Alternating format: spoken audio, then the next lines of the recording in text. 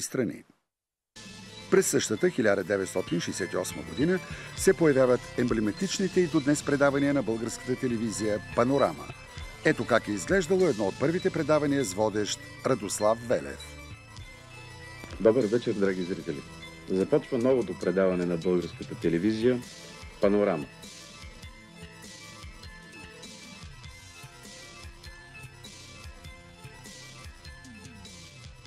На един от ъглите на Бродуей и 34-та улица, пред неизменно рекламирания като най-голям в света универсален магазин Мейси, е открита сергия. Както на хиляди други места в Ню-Йорк и в страната, и тук продават кръгли значки с портретите на кандидати за президенти. Колкото и странно да е, през изтеклата седмица тук най-много се продаваше значката с образа на Робърт Кенеди.